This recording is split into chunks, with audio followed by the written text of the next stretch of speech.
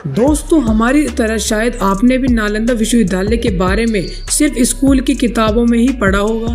यह यूनिवर्सिटी एक वक्त पर आज के ऑक्सफोर्ड और कैम्ब्रिज के मुकाबले थी, जहां पर दुनिया भर से लोग पढ़ने आते थे। लेकिन फिर 12वीं शताब्दी में मुख्तियार खिलजी ने इसे नष्ट कर दिया और यहाँ पर रखी 90 लाख किताबों को जलाकर राख कर दिया। सवाल जो हमेशा मन में उमड़ता रहा है कि नालंदा ना तो किसी राजा का किला था और ना ही कोई मंदिर जहाँ पे बेशकीमती हीरे जवाहरात रखे गए हों। तो आखिर खिलजी ने आक्रमण क्यों किया? इन सभी सवालों के जवाब देंगे आज की इस वीडियो में। तब तक के लिए आप चैनल को सब्सक्राइब करके वीडियो को लाइक कर दें। चलिए वीडियो को शुरू करते हैं। नालंदा यूनिवर्सिटी प्राचीन भारत में उच्च शिक्षा का सर्वाधिक महत्वपूर्ण और विख्यात केंद्र था। बिहार के नालंदा जिले में एक नालंदा विश्वविद्यालय था, जहां देश विदेश के छात्र शिक्षा के लिए आते थे। आजकल इसके अवशेष दिखलाई देते हैं।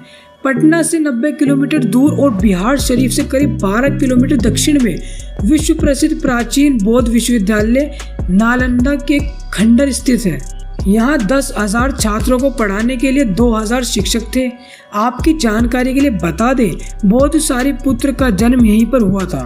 12वीं सदी में तुर्की सेना ने नालंदा के इलाकों पर कब्जा कर लिया था, परंतु कुछ दिनों बाद वे बीमार पड़ गया और दूर दूर से हकीम बुलाए गए, परंतु स्वास्थ्य में कोई सुधार नहीं हो रहा था।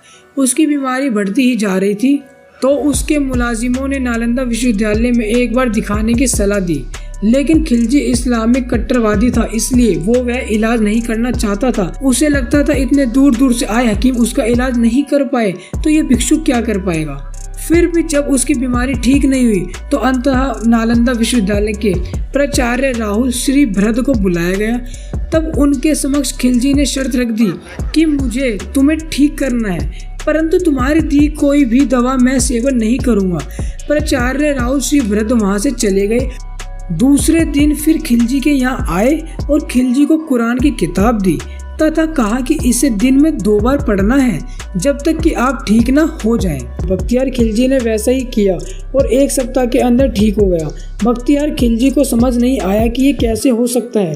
कहा जाता है कि आचार्य राहुल श्री भृद जी ने कुरान की किताबों के पन्नों के किनारों पर दवा के लेप लगा दिए थे, जिससे खिलजी ने थूक लगा कर पड़ा और दवा अंदर गई और वो ठीक हो गए। खिलजी और क्रोधित हुआ कि कैसे ये बौद्ध भिक्षु इस्लाम से आगे है।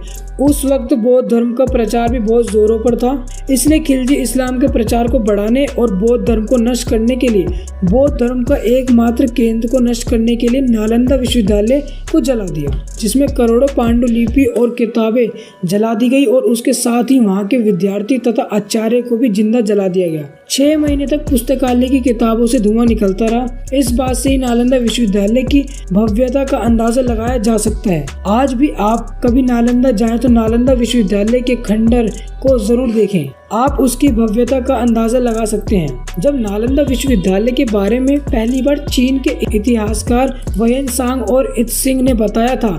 ये दोनों एक चीनी यात्री थे जो 7वीं शताब्दी में भारत आए थे और उन्होंने इसे दुनिया का सबसे बड़ा विश्वविद्यालय बताया था। तब यहाँ 1 किलोमीटर के दायरे में खुदाई हुई तो ये खंडर दिखाई दिया, जिस पे जले के निशान आज भी देखा जा सकता है। यह विश्वविद्यालय 10 से 12 किलोमीटर के दायरे में फैला हुआ था, परंतु 1 किलोमीटर में ही खुदाई हुई है। बाकी एरिया में आज भी खेती होती है।